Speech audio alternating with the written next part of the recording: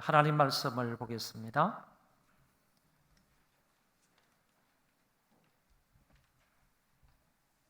사도행전 20장 17절부터 27절까지 보겠습니다.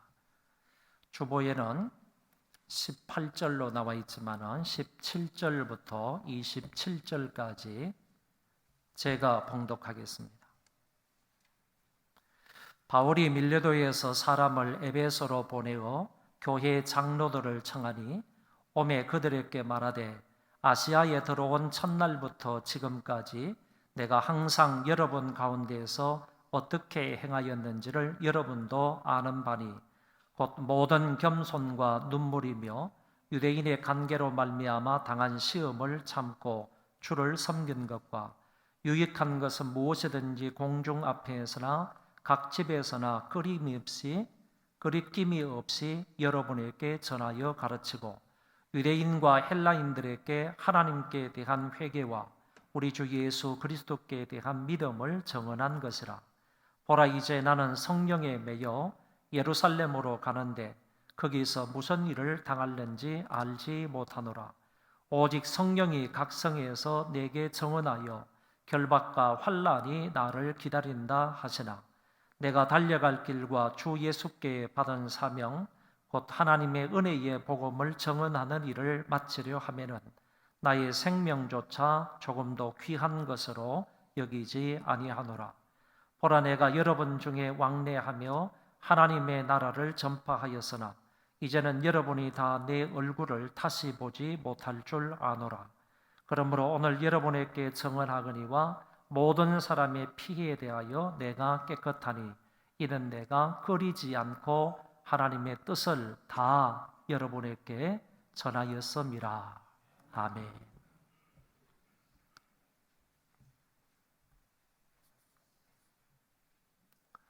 7월의 주제가 전도였습니다. 그래서 저는 지난 3주 연속해서 이 주제를 가지고 설교를 했습니다. 이 주제는 회개나 또는 헌금처럼 성도들이 듣기 싫어하는 주제 중에 하나입니다. 그러나 우리의 삶 속에서 회개가 필수 사항이고 그리고 헌금도 분명히 해야 되고 아울러 전도도 반드시 해야 하는 사항이기 때문에 오늘 7월 말주에도 제가 이 주제로 설교를 하게 되었습니다. 하나님의 말씀에 대한 반응은 항상 두 가지 상반된 결과를 나타냅니다. 듣고 아멘으로 받는 사람이 있는 반면에 어떤 사람은 안 듣고 노멘으로 반응하는 사람이 있습니다.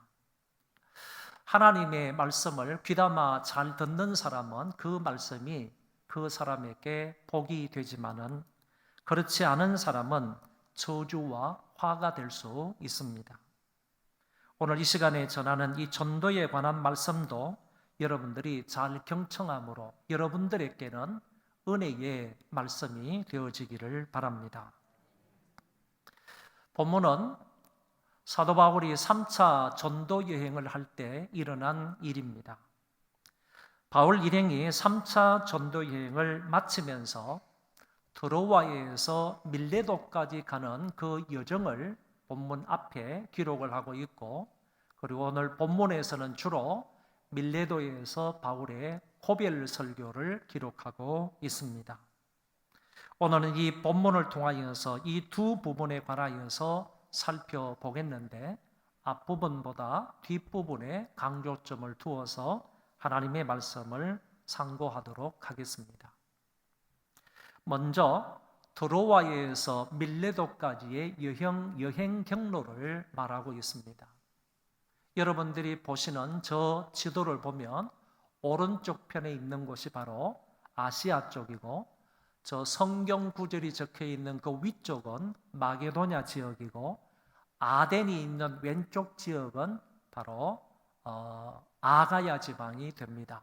그래서 아시아와 마게도냐와 아가야 지방을 이렇게 육지로 표현을 해놓은 것이고 그 가운데 있는 바다를 에게해라고 말하고 에게해를 포함해서 전 넓은 지역의 바다를 지중해라 이렇게 말합니다. 그래서 사도 바울 일행이 3차 전도 여행을 마치면서 드로아 지방에서 밀레도에서 예루살렘까지 가는 이런 여정이 있는데, 오늘 성경 본문 앞절에 보면 20장 13절에서 16절까지의 말씀을 볼 때 드로아에서 밀레도까지의 여행 경로를 적고 있다라는 얘기입니다. 그러면 드로아에서 그 다음 지역인 아소라는 지역인데, 아소까지 가는 것을 한번 살펴보겠습니다. 드로아에서 배를 타고 아소 지방까지 가는 데는 48km 정도 되고, 드로아에서 아소까지 육로로 가게 되면 이 육로는 더 짧은 거리에 해당합니다. 32km 정도만 되면 충분히 드로아에서 아소까지 갈 수 있다고 합니다. 그런데 우리가 읽은 성경은 사도행전이기 때문에 사도행전은 누가 쓰느냐 하면은 누가라는 사람이 쓰는 거예요. 그래서 누가라는 사람과 그 일행은 드로아에서 배를 타고 아소 지방으로 가는 것이고, 바울 혼자만 드로아에서 육로로 아소까지 가기로 결정을 한 것입니다.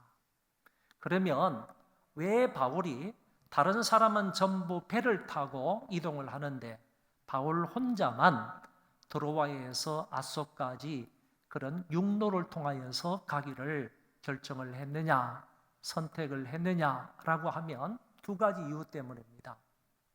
지금은 봄입니다.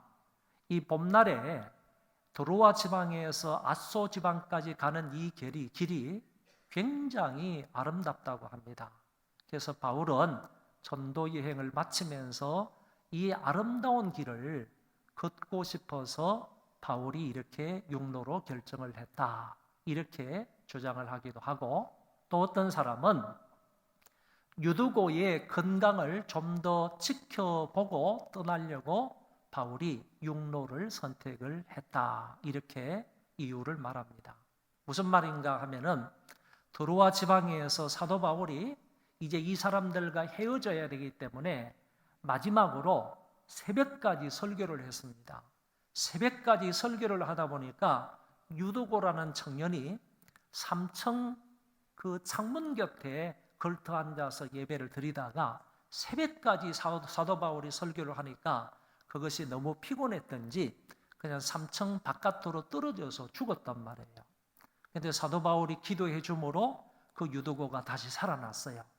그런데 다시 살아나기는 했지만은 이 사람의 건강 상태, 이 청년의 건강 상태를 좀 더 지켜보았다가, 그리고 나서 육로로 아소 지방까지 가기 위해서 바울이 육로를 선택을 했다.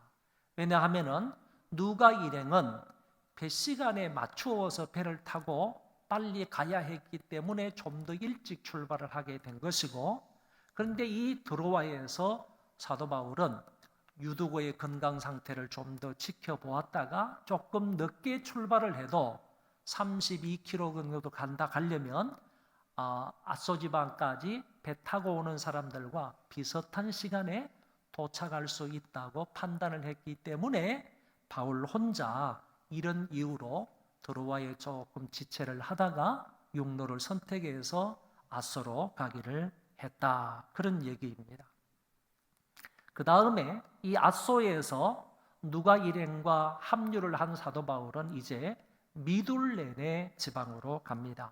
미둘레네는 잘 보시면 드로아에서 뱃길로 아소까지 오는 거리나 아소에서 뱃길로 미둘레네까지 가는 거리가 거의 비슷합니다.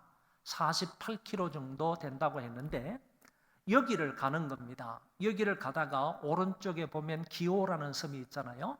기오라는 섬을 오른쪽을 바라보면서 미둘레네까지 가는 것이고, 미둘레네에서 다시 잠깐 정착을 했다가 오른쪽에 사모라는 섬을 거쳐서 에베소에 들리지 아니하고 곧장 밀레도라는 곳으로 가는 것입니다. 한 군데 밀레도라는 곳에 가가지고 에베소 교회 장로들을 밀레도로 초청을 한 것입니다. 여러분, 에베소에서 밀레도까지의 거리는 약 한 45km 정도 됩니다. 그러니까 45km 정도 되는 이 거리를 장로님들로 하여금 밀레도로 오라고 해서 밀레도에서 그 장로님들을 잠깐 만나서 그 장로님들에게 권면을 하고 밀레도에서 다시 배 타고 예루살렘 쪽으로 가는 거다. 이렇게 여정을 우리가 생각을 하시면 되겠습니다.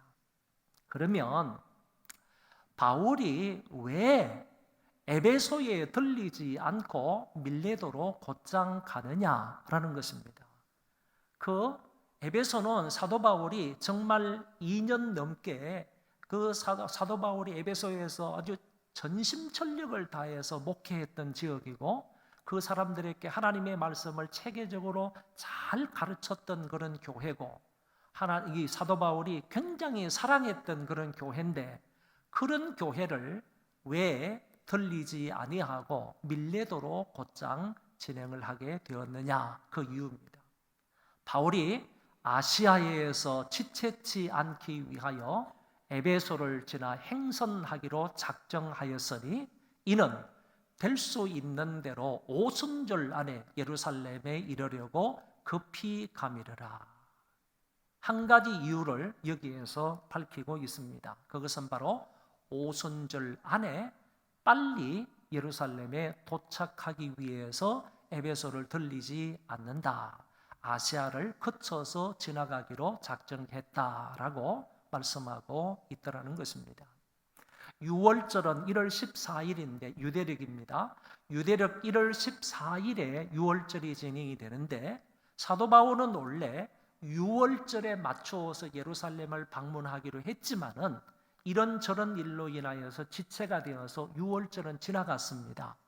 6월절 지나가고 나서 이제 오순절이 다가오는데 이 오순절은 6월절 이후 50일째 되는 날을 오순절이라 이렇게 말합니다.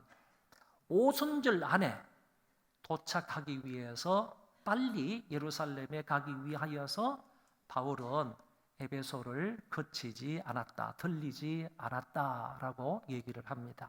또 한 가지 이유는 성경에 여기에는 밝혀지지 않았지만은 다른 성경에 보면 유럽에서 거두어준 또는 유럽에서 많은 교회가 헌금을 해준 구제금이 있습니다.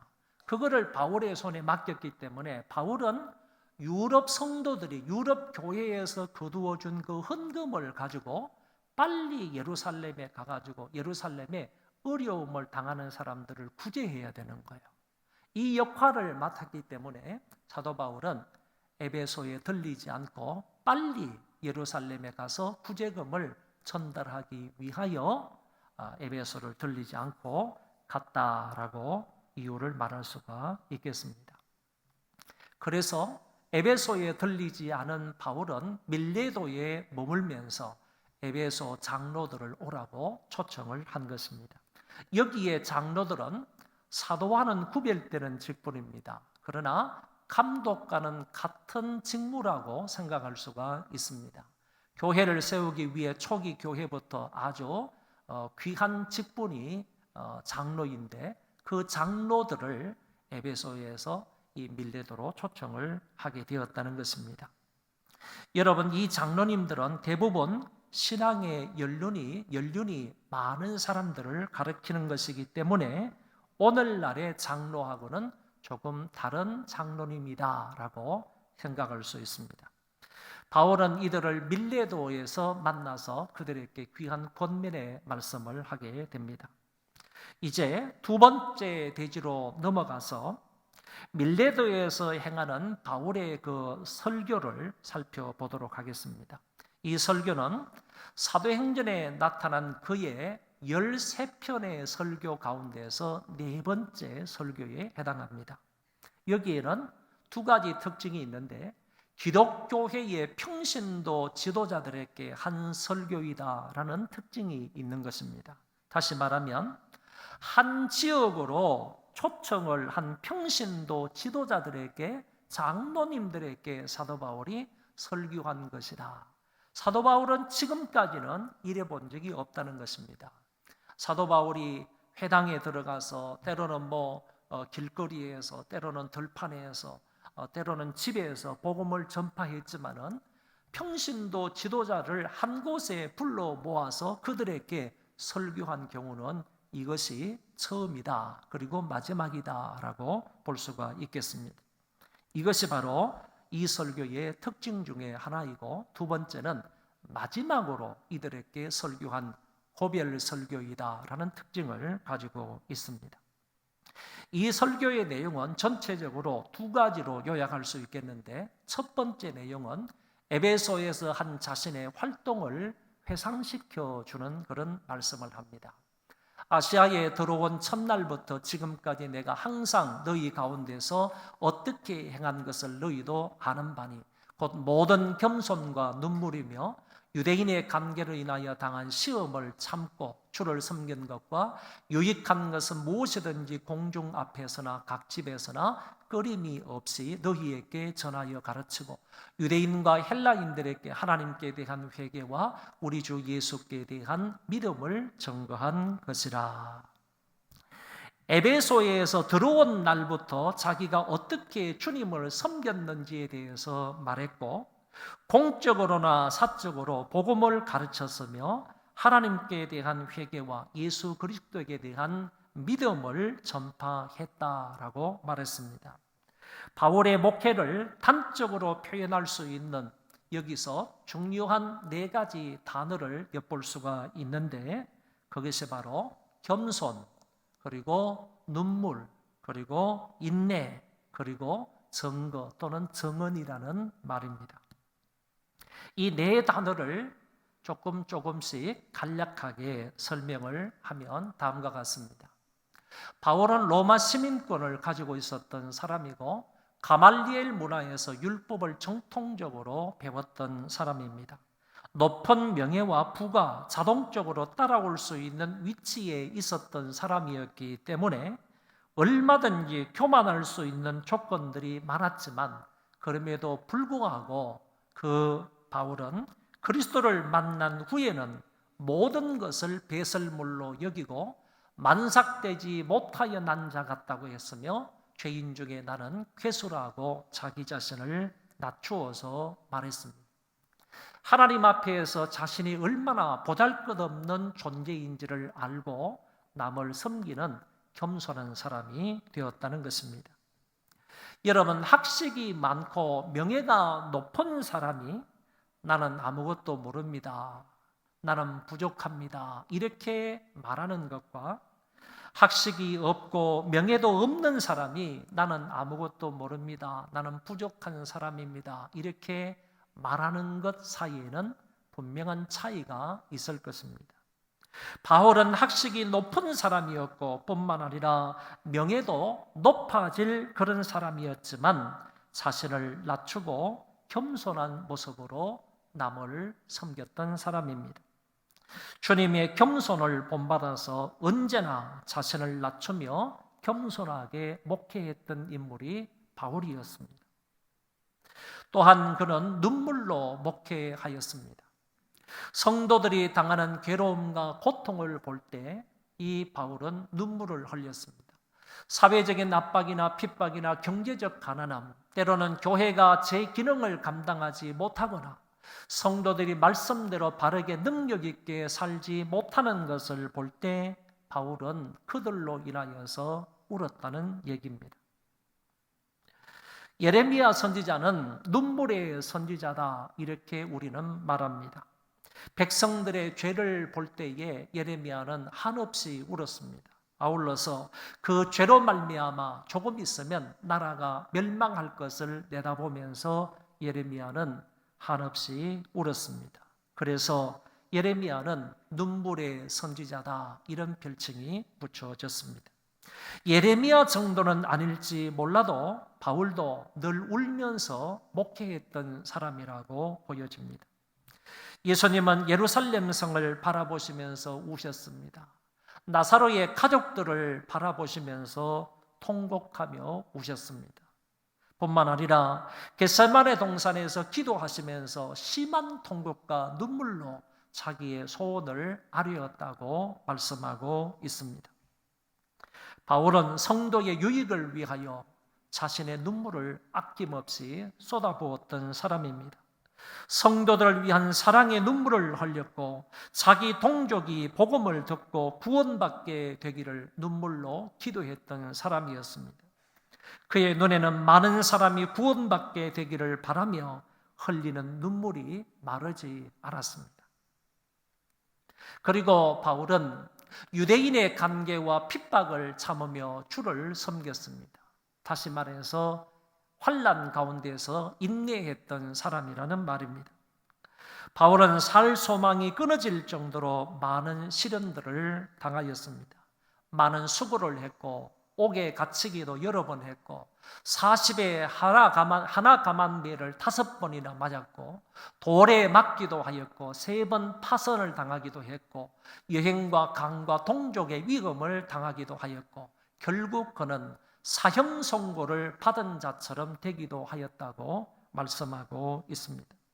그럼에도 불구하고 바울은 이런 극한 시련 가운데에서도 인내하며 변함없이 주를 섬기고 오로지 주를 기쁘시게 하고자 하는 일념으로 환난 중에 인내하며 에베소 교인들을 잘 섬겼던 것입니다.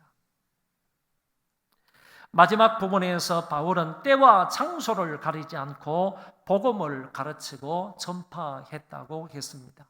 유익한 것은 무엇이든지 공중 앞에서나 각 집에서나 꺼리낌이 없이 너희에게 전하여 가르치고 유대인과 헬라인들에게 하나님께 대한 회개와 우리 주 예수 그리스도께 대한 믿음을 증언한 것이라. 여러분, 여기에 유익한 것이 무엇인가 하면은 구원에 이르게 하는 모든 것을 가리켜 말하는 것입니다. 구원에 이르는 무엇이든지 간에 그들에게 유익한 것이라면 이 사도 바울은 아낌없이 가르쳤다는 것을 말씀하고 있고 그것을 공중 앞에서나 각 집에서 가르쳤다고 했습니다. 공적으로나 사적으로 가르쳤다, 그런 얘기입니다. 공적으로 가르칠 때는 회당에서 가르쳤겠죠. 뿐만 아니라 두란노 서원에서도 여러 번 몇 년 동안 거기에서 가르쳤다는 사실을 성경은 밝히 말하고 있습니다. 사적으로는 그 사람의 집에 가서 가르치든지 아니면 들판에서 가르치다든지 아니면 길거리에 가서 사람을 만날 때마다 복음을 가르쳤다고 얘기하고 있습니다. 이 복음 전파의 대상은 가리지 않았음을 말하고 있습니다. 유대인이면 유대인에게, 헬라인이면 헬라인에게 복음 전파의 대상을 가리지 않고 물부를 가리지 않고 어떤 사람이든지 간에 다 그 복음을 전파했다라는 사실을 말해주고 있고 그리고 전도의 내용은 하나님께 대한 회개와 그리스도에 대한 믿음을 증언했다, 가르쳤다라고 밝히 말씀하고 있습니다. 21절 마지막 절의 이 끝말이 바로 정언한 것이라 라는 말인데 이 말을 헬라어에서는 이렇게 말합니다. 디아 마르텔로 메노스라 이렇게 얘기합니다. 이 디아 마르텔로 메노스라는 이 말은 어떤 뜻을 가지고 있느냐 하면은 이건 합성어인데 디아라는 말하고 마르틸레오라는 말하고 마르티레오라는 말하고 합성어로 되어 있습니다. 이 디아라는 말은 강조를 하기 위한 그런 단어이고 마르틸레오, 마르티레오라는 이 말은 증거하다라는 말의 뜻입니다. 그러니까 이 말은 바울은 자신의 사명이 회개와 믿음을 전하는 데 있음을 강조한 말이다. 자신의 사명은 이것이다 라는 것을 강조하기 위해서 이 말을 쓰고 있다라고 볼 수 있고 시제가 현재 분사형으로 되어 있습니다. 현재 분사형으로 되었다는 말은 계속과 반복의 의미를 담고 있는 것입니다. 그래서 이 사명을 나는 계속 반복적으로 강조하겠다라는 의미의 뜻이라는 것입니다. 과거 에베소 교회에서도 나는 이것을 강조하며 사역을 했고 뿐만 아니라 지금도 이 사역을 계속할 것이고 앞으로도 이 사명을 계속할 것이다 하는 의도가 이 말 속에 포함이 되어 있습니다. 오늘 모든 목회자들과 모든 교우들이 바울의 이 마음을 품고, 다시 말해서 겸손과 눈물과 인내와 가르치는 이 마음을 품고 주를 섬기고 교회를 섬겨야 할 것입니다. 두 번째 설교의 내용은 바울의 현재 상황에 대한 설명이 22절부터 27절에 나타나고 있습니다. 보라, 이제 나는 성령에 매여 예루살렘으로 가는데 거기서, 오타가 났네요. 거기서 무슨 일을 당할는지 알지 못하노라. 오직 성령이 각 성에서 내게 청언하여 결박과 환난이 나를 기다린다 하시나 내가 달려갈 길과 주 예수께 받은 사명 곧 하나님의 은혜의 복음을 증언하는 일을 마치려 하면은 나의 생명조차 조금도 귀한 것으로 여기지 아니하노라. 보라, 내가 여러분 중에 왕래하며 하나님 나라를 전파하였으나 이제는 여러분들이 다 내 얼굴을 다시 보지 못할 줄 아노라. 그러므로 오늘 여러분에게 증거하거니와 모든 사람의 피에 대하여 내가 깨끗하니 이는 내가 꺼리지 않고 하나님의 뜻을 다 여러분에게 전하였습니다. 사실은 성령의 매임을 받아 예루살렘으로 올라가는데 거기에서 무슨 일을 당할지 모른다고 했습니다. 성령께서 결박이 기다린다 하셨지만 그럼에도 불구하고 나의 이 사명을 위해서는 생명도 아까운 것으로 여기지 않겠다고 말합니다. 여러분은 더 이상 나의 얼굴을 보지 못할 것입니다. 나는 저들의 피해에 대하여 책임이 없다라는 말씀을 이어서 했습니다. 바울의 현재 상황에 대한 설명 중에 가장 중요한 것이 무엇인가 하면은 본인이 이제 예루살렘으로 올라가면 결박과 환난을 받을 수 있지만 그럼에도 불구하고 나는 죽음을 각오하고 나의 사명 곧 복음을 전파하겠다라고 얘기를 하고 있습니다. 여러분, 이 각오와 이 신앙 고백이 정말 너무 멋지고 우리의 가슴을 뭉클하게 하는 그런 신앙 고백이지 않습니까? 바울의 이 고백에서 사명이라는 말과 생명이라는 말이 대조되어 나타나는 것을 볼 수 있습니다. 바울은 사명을 위해서 생명을 바치겠다라고 각오하는 그런 말씀이 나옵니다. 바울이 이렇게 말한 것은 본인은 생명보다 사명이 우선이고 생명보다 사명이 더 귀하다는 것을 알고 있기 때문입니다.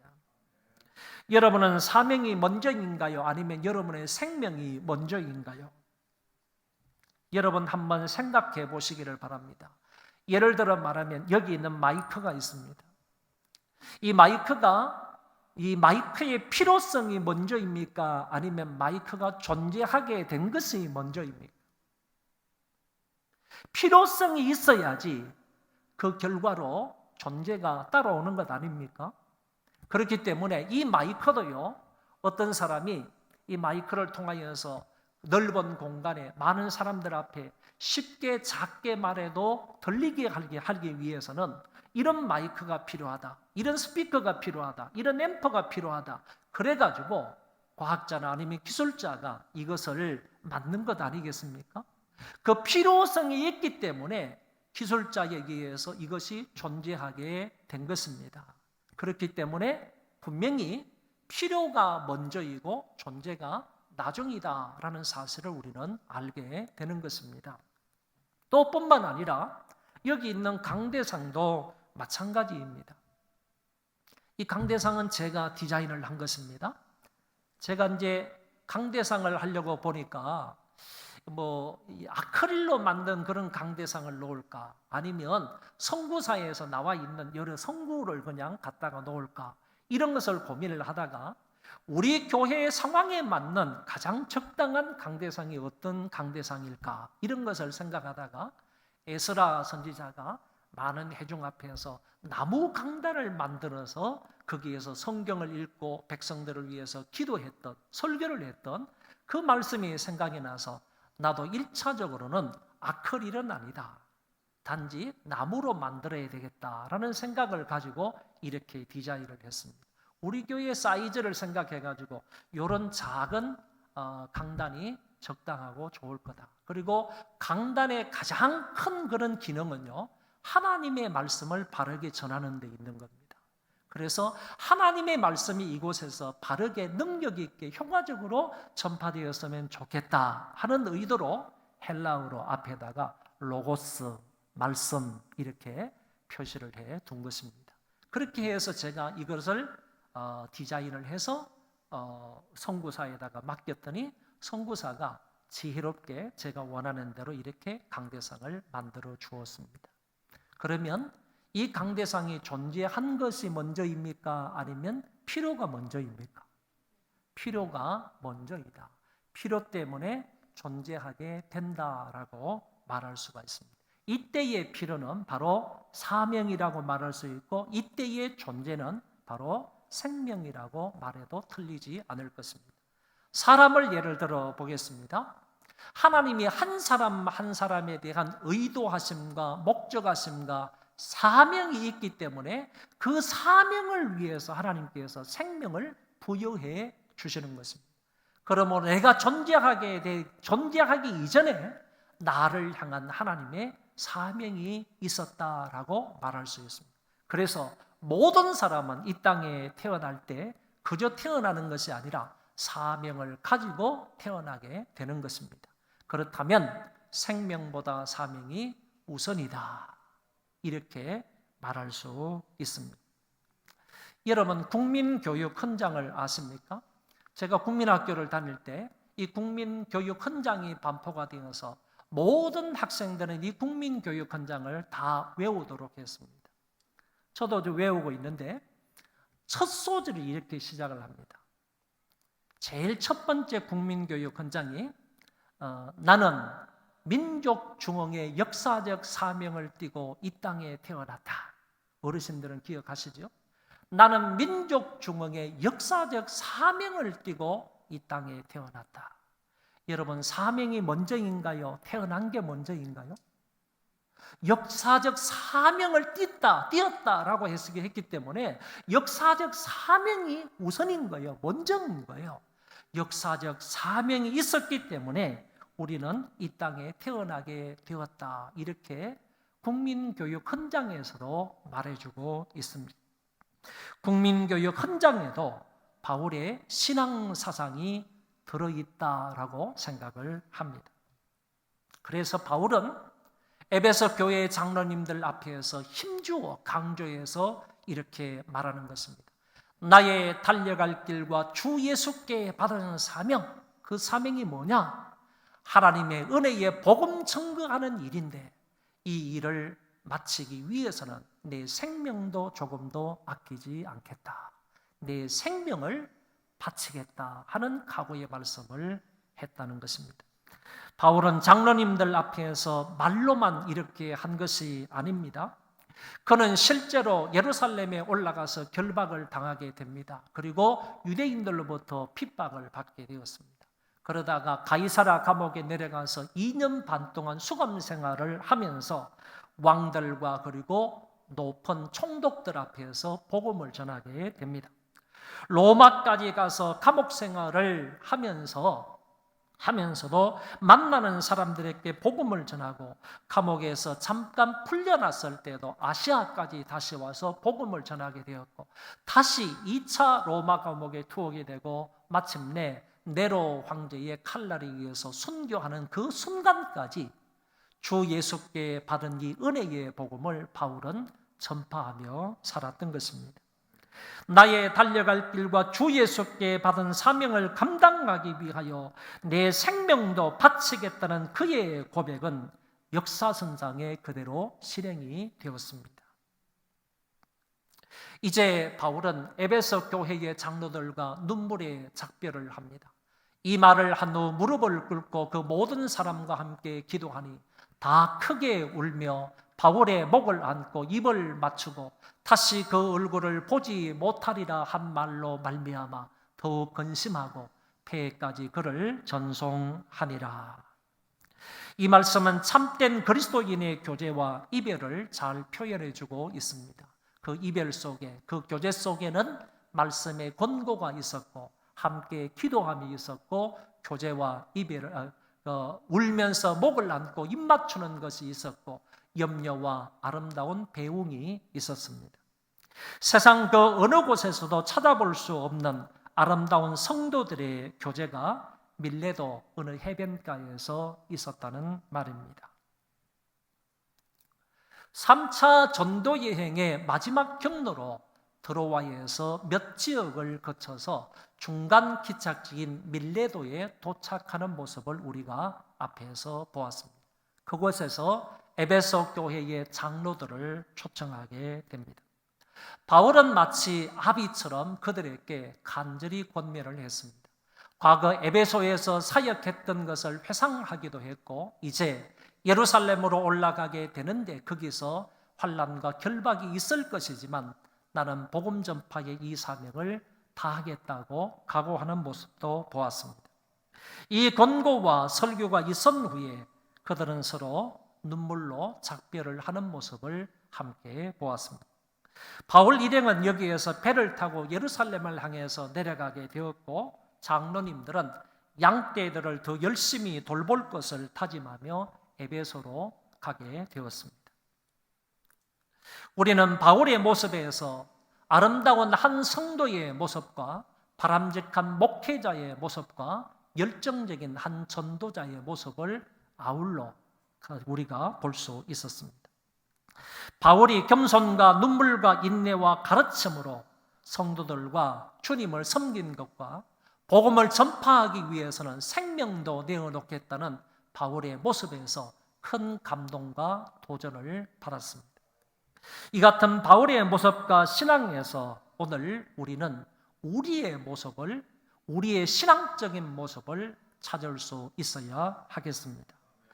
바울과 같은 성도, 바울과 같은 목회자, 바울과 같은 전도자들이 다 될 수 있기를 바랍니다. 특히 생명을 부지하기 위하여 사명을 헌신짝처럼 버리는 어리석은 자가 되지 말고 사명을 위해서는 생명을 바치는 자로 살아갈 수 있기를 바랍니다. 그리하여 사명 감당을 위해서는 어떤 대가도 기필코 지불을 하겠다는 바울의 고백이 오늘 저와 여러분들의 고백이 될 수 있기를 바랍니다. 다 같이 한번 이 부분을 읽고 마치도록 하겠습니다. 특히부터 마지막까지 읽겠습니다. 시작. 특히 생명을 부지하기 위하여 사명을 헌신짝처럼 버리는 어리석은 자가 되지 말고 사명을 위해 생명을 바치는 자로 살아갈 수 있기를 바랍니다. 그리하여 사명 감당을 위해서는 어떤 대가도 기필코 지불을 하겠다는 바울의 고백이 우리의 고백이 되기를 바랍니다. 아멘. 다 일어나셔서 505장 찬송 부르겠습니다.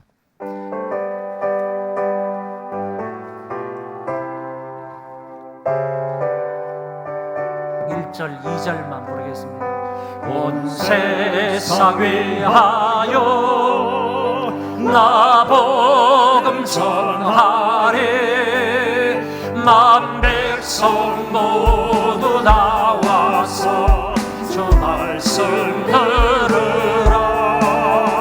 죄손에 빠져서 헤맨 자들아 주님의 음성 듣고서 너 구원 받으라.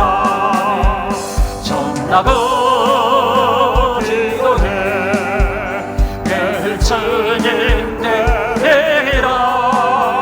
세상 모든 사람 다 듣고 그 사랑 알도록 온 세상 위하여 이 복음 전하리.